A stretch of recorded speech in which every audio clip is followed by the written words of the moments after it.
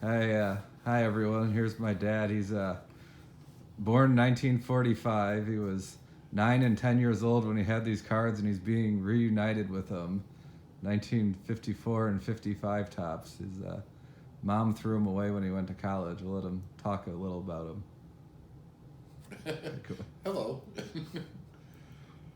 Look at these cards. It's amazing because nobody ever had a full set when I was a kid. We just bought them, and I can't remember if it cost 10 cents or a quarter for a little package where you get 5 or 6 cards and some bubble gum. But we did enjoy the ones that we had. Here we've got Ted Williams is the first card on this page, which is highlighted probably the whole set that year.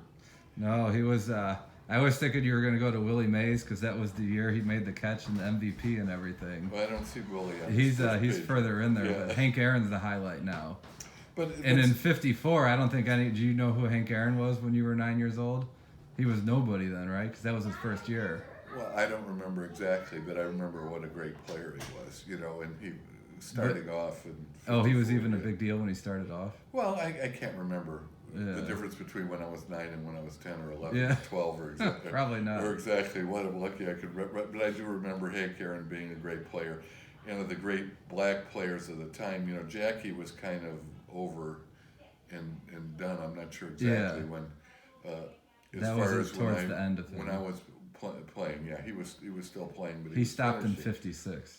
They traded him to the Giants in '57, and that's why he quit. He didn't want to play with Willie Mays. No, I didn't know that. Yeah.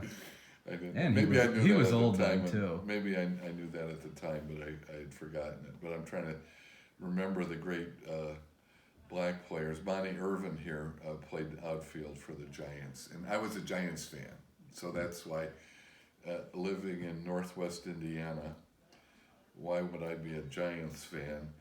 And the only reason I had was that I asked my dad what team he liked, and he said when he was a kid he liked the Giants. So for some reason or other, your grandfather liked the Giants, and so I liked them too. And it was the New York Giants then too, as it was with these cards show that. So. Hank Sauer, I remember he was with the Cubs. He hit a lot of home runs.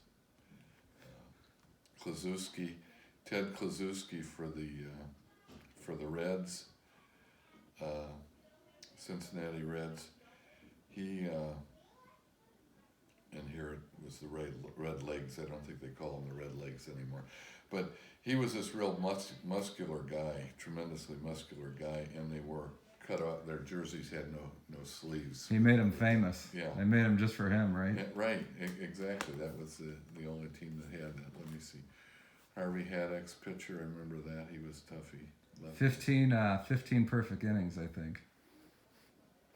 Harvey Haddock's? Yeah, he threw a 15 perfect inning no-hitter or something. You're right, yeah. Maybe that's why I remember Billy Barton became a manager of the Yankees. Played second base, I believe. So as we look at this, yeah, there were some great old players. And some of the other ones, just like Walt Dropo. Just some of the names, and you remember them, even though they're not like Hall of Famers or whatever. Yeah, they were nobodies, but you remember them. Bobby Shantz. I remember a lot of these guys here. Warren Spahn, one of the great pitchers of all time here, lefty. Played for the Braves, and incidentally, Nick, you probably remember it. I don't, but the Braves won the World Series in, was that like maybe 57 or something? Yeah. Okay. Your grandfather, my dad, went to one of the World Series games in Milwaukee. He just went as a fan. He got a ticket, and I don't know. But he didn't take you, huh? No, he didn't take it was only a one ticket. I had to go to school, I think. But we used to get to take our transistor radio to school. And sometimes I went to a Catholic grade school, and the nuns would let us listen for an hour or something or other, the games, because they were all in the daytime. Yeah. There weren't any night World Series games. Oh, that's right. I didn't even think of that. And they had the World. That's marketing. They had the World Series when everyone was at work and school. Yeah, right. They would never do that today. having that. And basically, I guess they were all on TV, but even then, earlier in the television days, they didn't even televise all of the World Series games. Yeah. You get it on the radio, but I'm not even sure if they were all on TV right. Exactly what year they started all of that, but some pretty good memories here. Eddie Matthews, the home run hitter, third baseman for the Milwaukee Braves, now the Atlanta Braves. I remember a lot of the, there's no Giants, but a lot of the Giants players that. Yeah, keep scrolling. You'll find some Giants. I have to go through here. Sherm Lawler, that was the catcher for the White Sox, and of course in '59 they won the pennant. And Mayor Daley, the first Mayor Daley, because we had two Mayor Daleys in Chicago, he set off the air raid sirens, and people thought we were being invaded by Russia or something. The height of the Cold War. Yeah. That's when I was a freshman in college, or not freshman in college, but freshman in high school. And I went to high school in Chicago at Mount Carmel. With Denny McLain. Denny McLain, right. Denny McLain was... The kid with all the wins. I watched his interview, and when he was in jail, a couple other mobsters, he was gambling with the mob too or whatever, and they're like, hey, aren't you the kid with all the wins who was doing business with so-and-so or whatever? There's a mob boss or whatever. It was pretty funny. Denny was a year ahead of me in school. I graduated from high school in '63, so he would have graduated in '62. And we won the City of Chicago baseball championship, which is, you win the city title in Chicago. Chicago is bigger than, a lot of states. Yeah. And that was a big deal. And he was quite. Let's say he was very confident in his ability or whatever. Of course.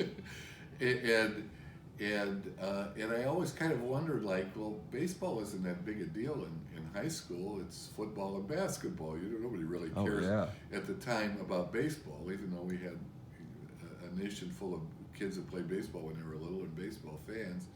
It was, as a high school sport, it just wasn't thought to be that big a deal. But we did win the city championship. He was our pitcher. And it wasn't long after that. So he graduated in '62, I graduated in '63.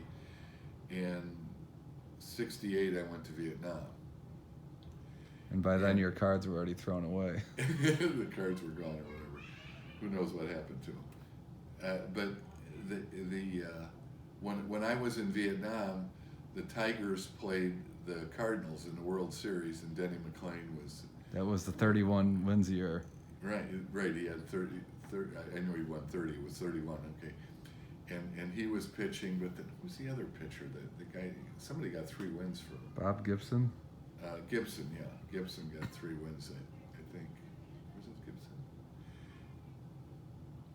Anyway, so he was pitching in a World Series while I was in Vietnam. I did manage to stay out of jail. Yeah, but you got the last laugh when you got home from Vietnam. He was in jail. Well, I don't know. Maybe it was a couple years later. I don't think I laughed about it, but it's a tragedy. See somebody with that great talent. Yeah, he had a couple years of 250 strikeouts or whatever. He was racking them up and getting tons of wins. And the other story with my relationship with Denny McLain, which was really nothing, but was that he married Lou Boudreau's daughter. Huh. And Lou Boudreau was the boy manager for the. I'm trying to help me out, Nick. Who did Boudreau? Braves? No, not the Braves. I gotta look his card up. Anyway, somebody watching this video remember. Anyway, he was a boy. Cleveland, I think it was Cleveland. Cleveland Indians. I know he was from around here too, though. He was the shortstop. He was the boy manager. So he was a playing manager. Like, he was one of the best players on the team, and he was also managing. And they went to the World Series. And Boudreau would go to to the racetrack, the harness race horses, whatever, long after he'd retired or whatever. And he used to do the radio for the Chicago Cubs for years on WGN. And he was a great announcer. He's really a nice guy. And I met him there once. We went there to talk to him about something or other. And he was, sitting there. I guess he'd sit there at the racetrack every day and watch the races and whatever and talk to different people. And that was kind of a neat. But he was a great guy, Boudreau. Let's see who else. Larry Doby, great player for the Indians. He was one of the first black players that came up. First in the American League.